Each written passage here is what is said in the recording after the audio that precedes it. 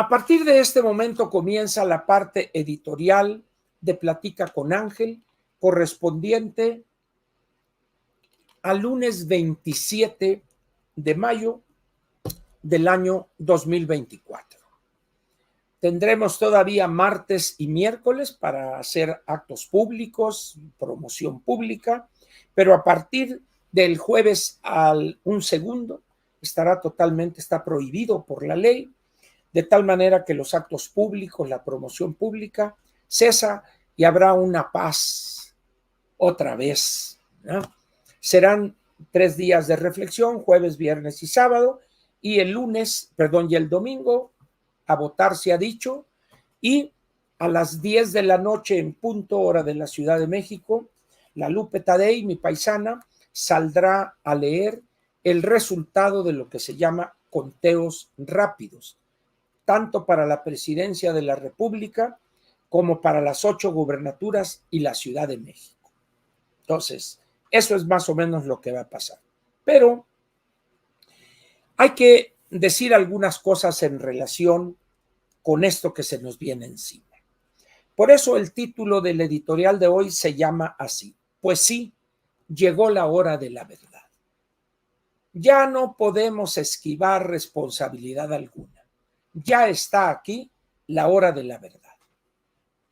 Este domingo hay que salir a votar, o al menos es una obligación cívica salir a emitir su voto.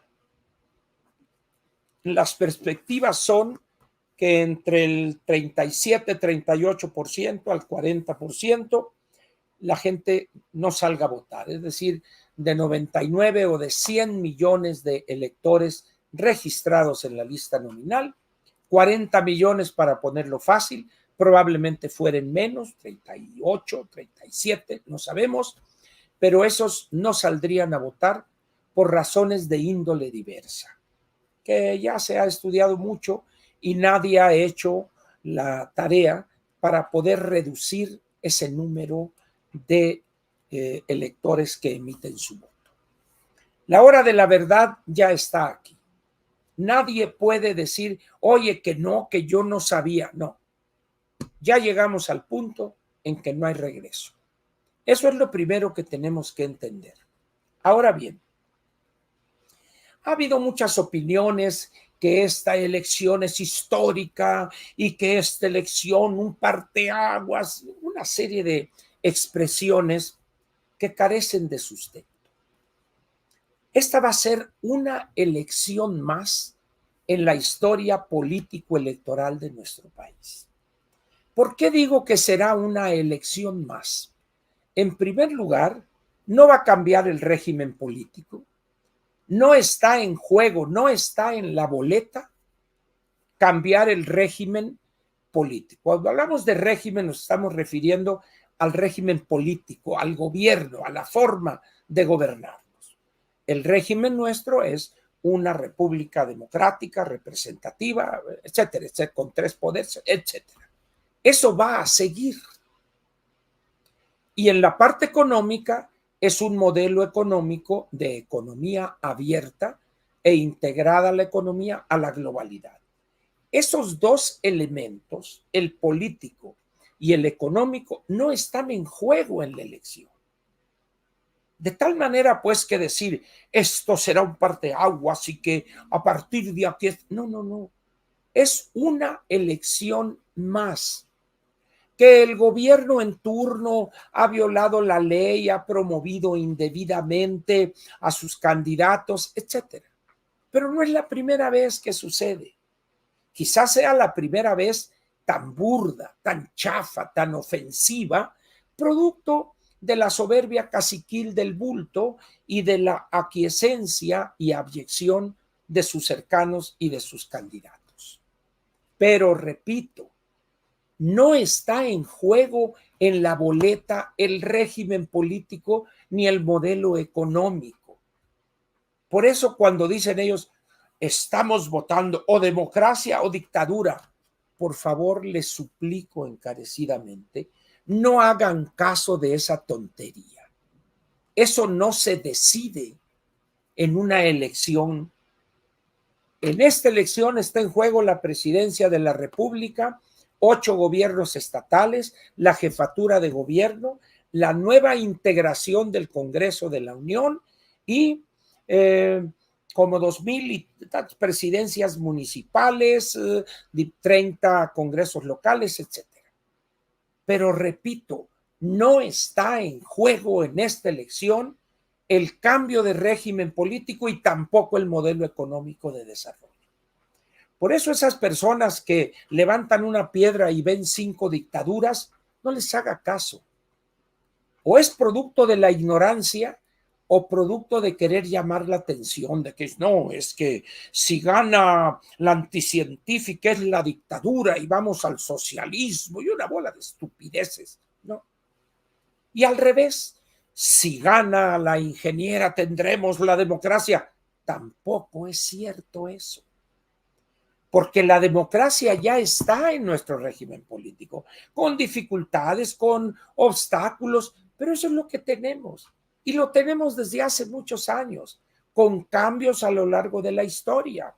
Recordemos que todavía cuando Bartlett era secretario de Gobernación, el gobierno federal organizaba las elecciones, contaba los votos, hacía todo. Pero luego vino el INE, el IFE ciudadano. Cambió luego a INE. Entonces, los ciudadanos cuentan los votos. Hay una metodología, un procedimiento imposible de violar. Por eso los que hablan de el fraude electoral no tienen la menor idea de lo que afirman, ni conocen la ley en materia de delitos electorales y hablan nada más pues porque mataron a Hidalgo y tiene derecho a la libertad de expresión. Eso es lo primero que debemos entender.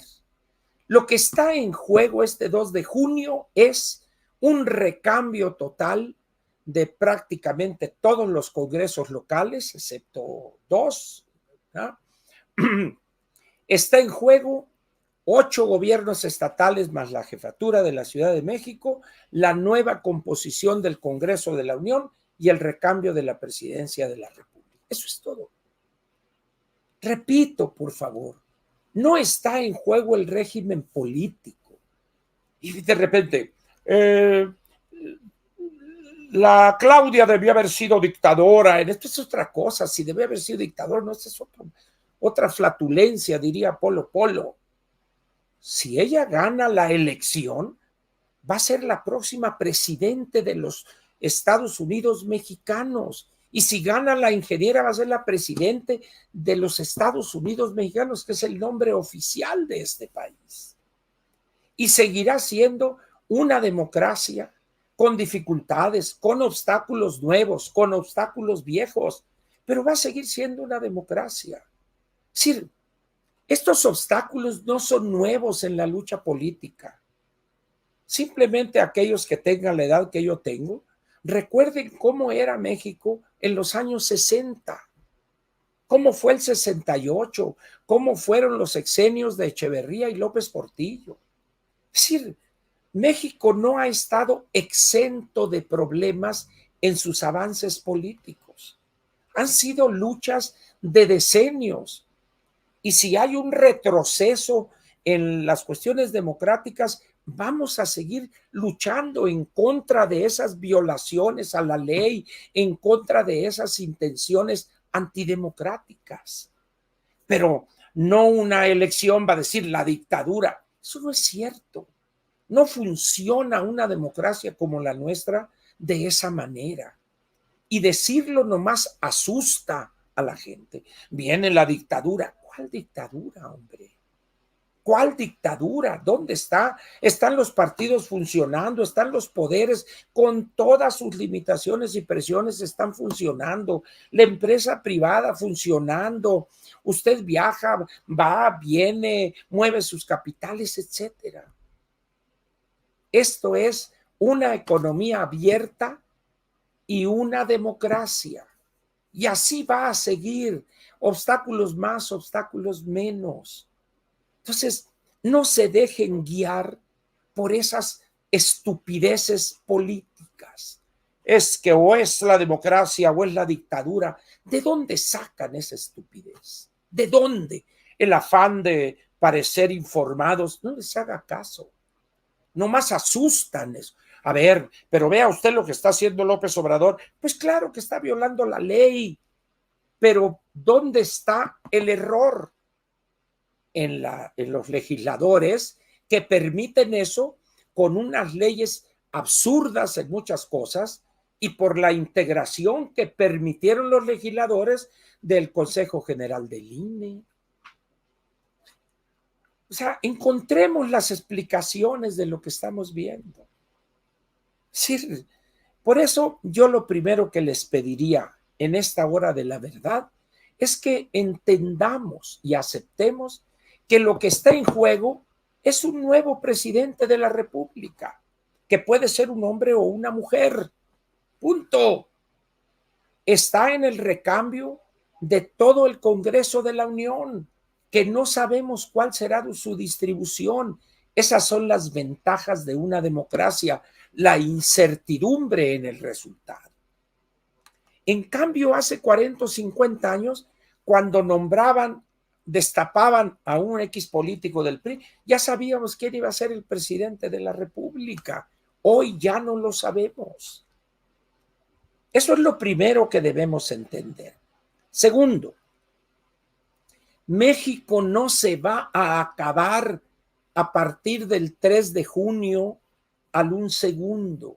No, México va a seguir viviendo con dificultades, con errores y aciertos, con obstáculos y autopistas para circular en la vida del país.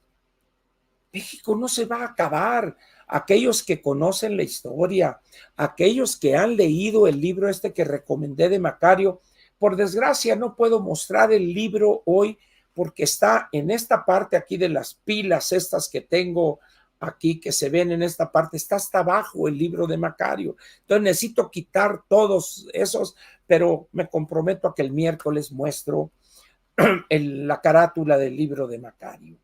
Entonces, eso es lo otro que les pido. México no se va a acabar. Ahora, los jóvenes y aquellas familias que tengan recursos pueden mandar a sus hijos al extranjero o hacer un esfuerzo sobrehumano y los mandan. ¿Por qué? Porque se vienen años difíciles, años que van a padecer particularmente los más jóvenes, los que van a terminar ahora en junio su nivel medio superior, la vocacional, el bachillerato, preparatoria, etcétera. Y lo van a sufrir los que vayan a terminar su nivel profesional ahora en junio. Esos son los que van a padecer, pero eso no quiere decir que se va a acabar México. ¿Y qué va a pasar con esos jóvenes que quizá no tengan todos los recursos su familia, pero si son ambiciosos? Por ejemplo, un joven que se gradúe de ingeniero de sistemas, tranquilamente puede ir a buscar opciones a Canadá, a algún país europeo, si tiene ambiciones. Pero si es el típico ni, que le dan la lana y eso, pues aquí se va a quedar en este mar, en este océano de mediocridad, que lo gobierna una clase política mediocre, ignorante y corrupta, corrompida hasta el tuétano. Bueno, pues hay las opciones para poder irse a otro país. En una dictadura, bueno, vean ustedes los problemas que había en la Unión Soviética, que para cambiarse de una ciudad a otra era prácticamente imposible. En China hoy, por ejemplo, en China popular es lo mismo. No se diga en Cuba. Entonces, sí, esas son dictaduras. Entonces, vale la pena pues que seamos objetivos, que no caigamos en ese amarillismo político, o es democracia o es dictadura. Cuando dicen, me da risa, me daba coraje, cuando dicen, es que con la ingeniera va a haber una democracia. Quiere decir que todos los morenistas que tienen una mentalidad como la de López van a cambiar de repente de la noche a la mañana porque ganó Xóchitl. Pues no, van a seguir causando problemas, queriendo destruir las cosas, pero para eso está la lucha ciudadana, está el apoyo que le debemos de dar a la ingeniera. Y a la inversa, si ganara el anticientífica, ¿ustedes creen que la va a tener peladita y va a poder seguir destruyendo cuando no va a tener un 5? Cuando a más tardar en octubre, noviembre, se vea la carencia de recursos para cumplir con tantos compromisos presupuestales. Y eso me lleva a otro punto que quiero que entendamos. Algunos dicen, no pocos, que la anticientífica de ganar no negociaría, que seguiría de manera mecánica el gobierno de López, el segundo piso, y haría lo mismo. Yo no comparto ese punto de vista. ¿Por qué? Miren, me da risa cuando esas personas que hacen esas afirmaciones en su vida han trabajado o estado en la política real. Cuando digo política real, me refiero a haber estado en posiciones en el sector público donde se toman las decisiones de gobierno. Va a seguir igual. No es cierto, desde mi punto de vista, por supuesto. ¿Por qué razón? Un político, un presidente de la República en este caso, va a hacer lo que le dé su gana si tiene los recursos necesarios y suficientes para seguir manteniendo el estado de cosas en las cuales recibe el país. Pero la anticientífica no los tiene. La anticientífica, ante la penuria, ante la ruina de las finanzas públicas que le dejará este loquito cacique pueblerino, no le quedará otra más que negociar. Si ella obtuviere, su partido, los suyos, la mayoría absoluta en la Cámara de Diputados y en el Senado, dirá, pues puede hacer lo que quiera. Y yo les diría, perfecto, órale, la invito a que haga lo que quiera. Órale, vámonos, haga lo que quiera. ¿Y sabe por qué no lo va a poder hacer? Porque no tiene recursos con que mantener esta ficción destructora de la 4T. Por eso mi opinión es que más temprano que tarde, la anticientífica tendrá que morderse uno y alistar el otro, y tendrá que negociar o tendrá que pintar su raya frente a López Obrador y a una bola de corruptos y radicales de pacotilla que les va a heredar al nuevo gobierno López Obrador. La política real funciona de otra manera. Eso se da incluso en las dictaduras. Veamos el caso, por ejemplo, hoy de la República Popular China.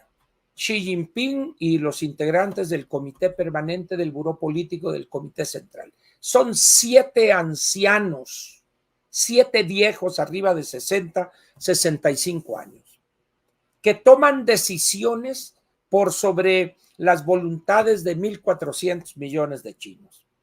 Entre ellos mismos tienen que negociar. El mismo Xi Jinping, antes de tomar una decisión importante, tiene que negociar con las otras facciones. Es lo mismo que va a tener que hacer la ingeniera.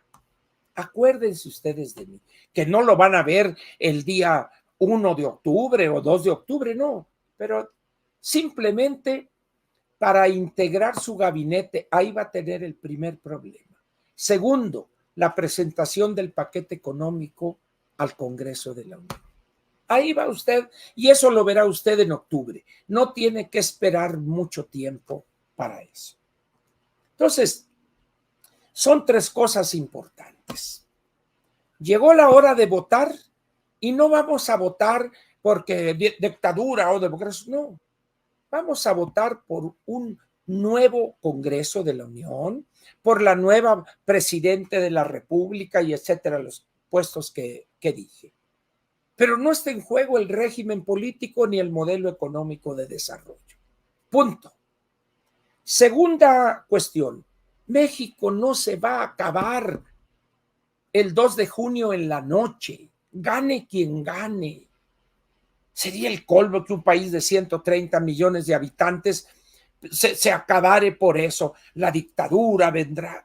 Esa gente no tiene la menor idea de lo que es una verdadera dictadura, cómo se vive en una dictadura. Entonces dice uno, por favor.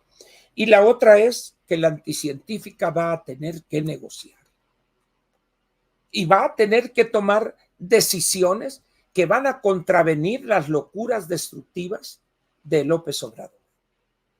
¿Que López Obrador se va a ir a su finca a la chingada? No, yo lo dije y fui el primero. Hace muchos meses dije, ese señor no se va a quedar en México, se va a ir a Cuba a disfrutar de sus riquezas y se va a llevar a toda la prole de inútiles rateros que pululan a su alrededor. Acuérdense ustedes de mí. ¿Por qué? Porque ese hombre, en primer lugar, vivir solo ahí en la chingada requeriría una instalación médica que para hacerla y ponérsela ahí iba a implicar un escándalo tremendo. En cambio, en Cuba tendría esa facilidad médica, ¿verdad? No creo que haya otro país en América Latina que esté dispuesto a aceptarlo y con las consideraciones que le tendrían en Cuba por el apoyo que le ha dado durante estos casi 6 años. Entonces, esas 3 cosas le pido yo, por favor, no caiga en ese susto, en ese amarillismo. México va a seguir siendo una democracia con obstáculos nuevos, vamos a eliminar unos, van a surgir otros, pero así es la vida de los países. En el desarrollo de los países no hay caminos rectos, hay curvas, hay retrocesos y luego avances. ¿Por qué? Porque somos seres humanos, porque no todos pensamos igual, porque no a todos nos satisface lo que estamos viviendo y buscamos lograr cambiarlo. Ahora quiero comentarles otra cosa. Voy a simular aquí una boleta electoral.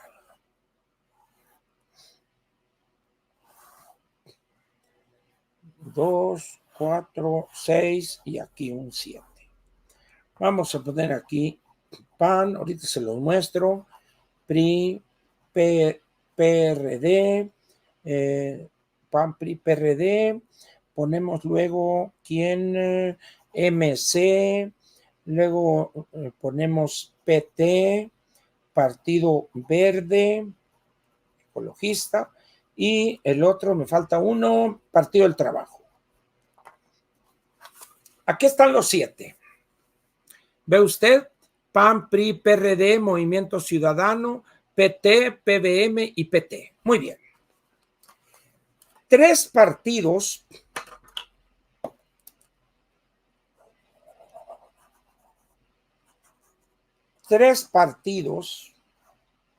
van en una alianza. Aquí está. Están enmarcados en rojo, se ve poquito, pero ahí está. PAN, PRI y PRD, los 3 forman la alianza, su nombre oficial es Fuerza y Corazón. Muy bien. Esos 3 partidos van aliados en la presidencia de la República, en las 9 posiciones del Ejecutivo, en los 8 gobernadores y en la Ciudad de México. Y en buena parte de los distritos de mayoría relativa. Pero vamos a tomar la presidencia de la República. Como van los 3 en alianza, en cada uno de los logos de los 3, PRI, PAN y PRD, va a aparecer un nombre. Xóchitl, Xóchitl y Xóchitl. ¿Por qué razón? Porque en las alianzas electorales así lo establece la ley. Van con el mismo candidato en esta alianza. Muy bien.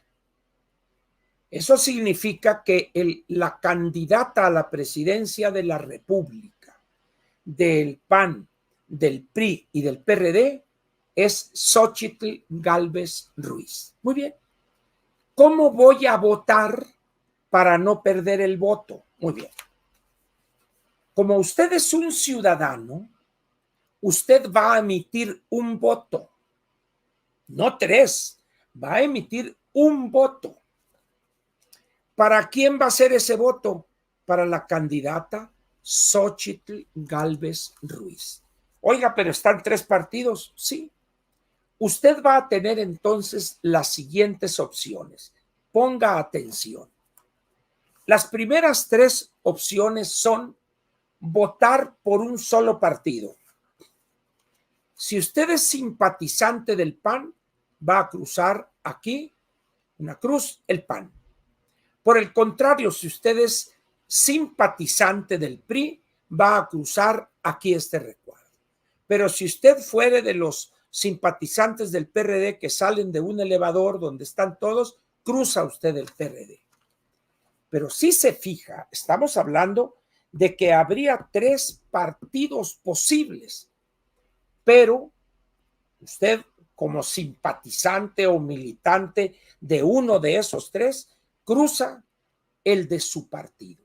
Es el mismo candidato, en este caso, Xóchitl Gálvez Ruiz. Perfecto. Ese voto, ¿a quién le cuenta?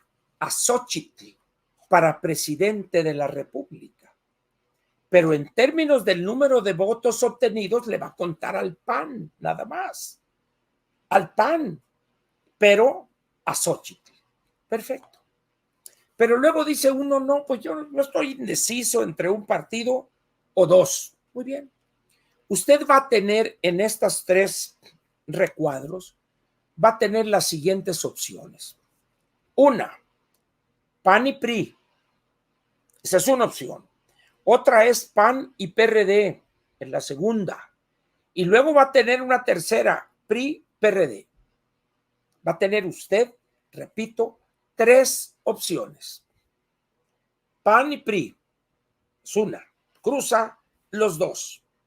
Va a tener PAN o PRD y cruza los 2.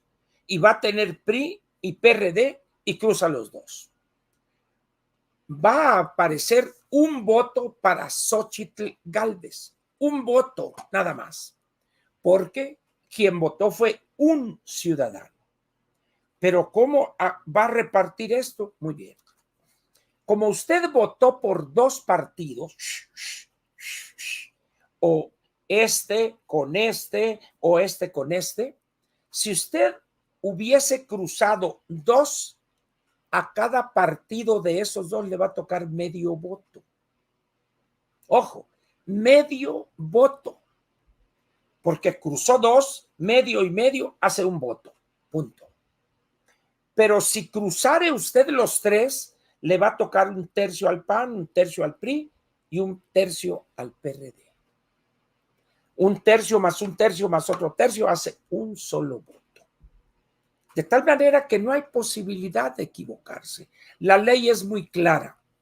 El voto se reparte entre los partidos cruzados de la alianza, que pueden ser 1 o pueden ser 2, o puede ser los 3. Y en todo caso, si es 1, se le entrega a ese partido el voto. Si son 2, mitad y mitad.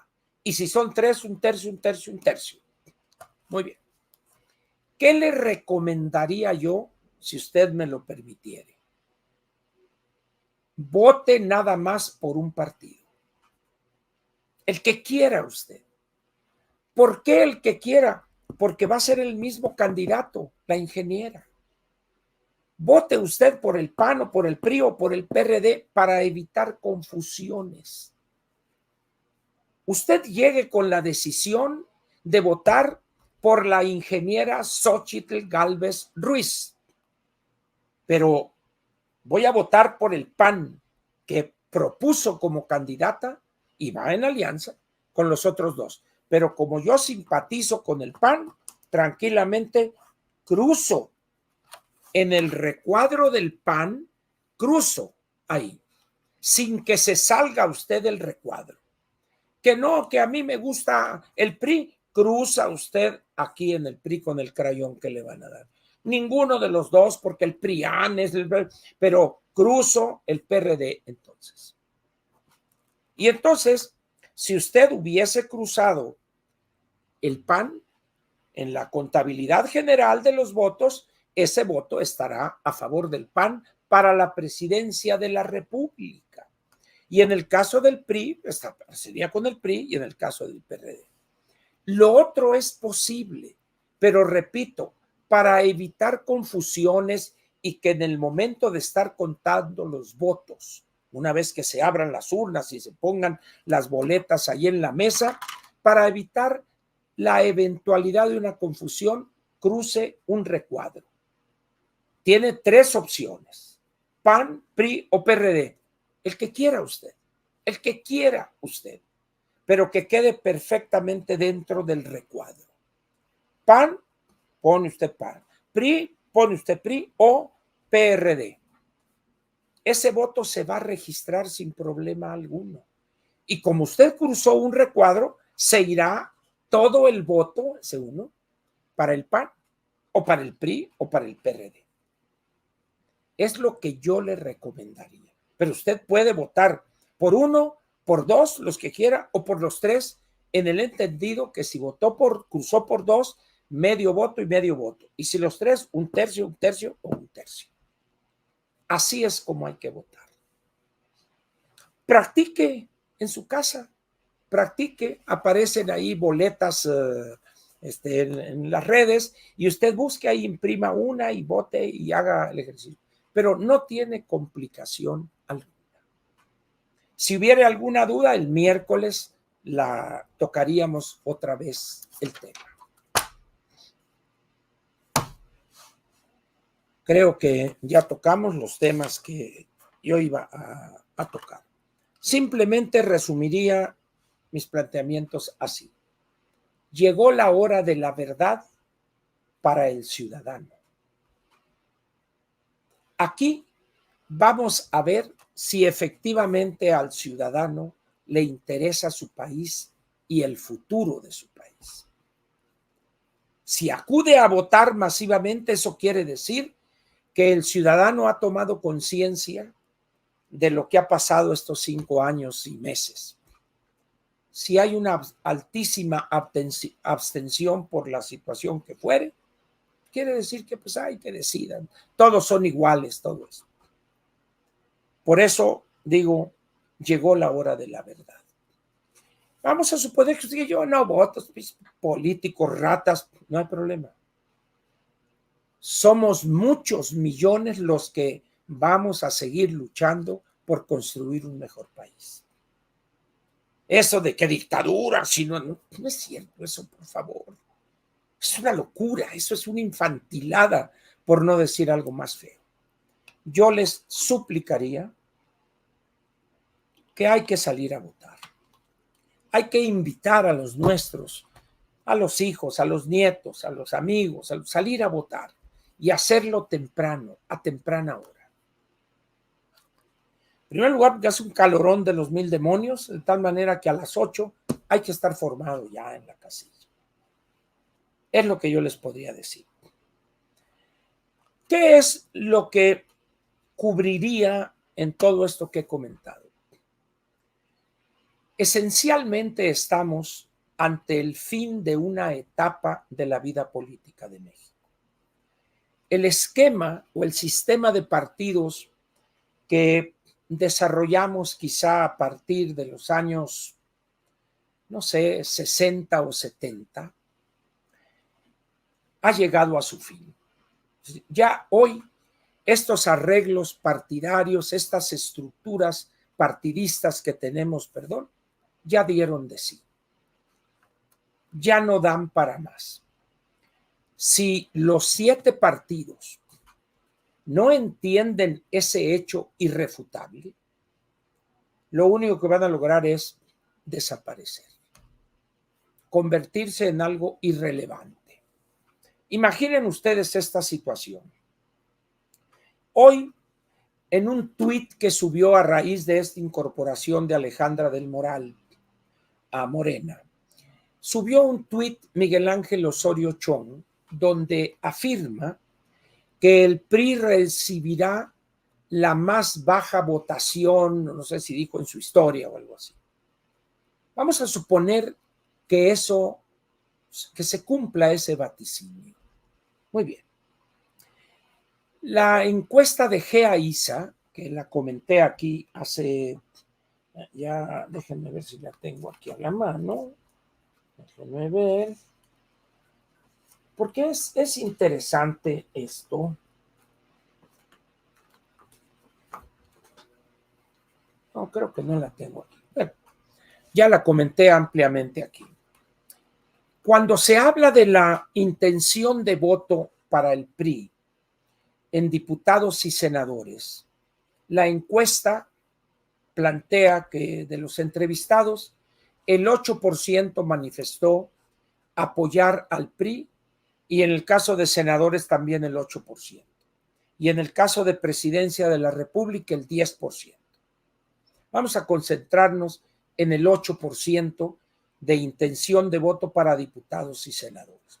No estoy diciendo que así va a ser, simplemente estoy dando el dato de una encuesta en la cual, vamos a decir, confío o la sigo desde hace muchos años.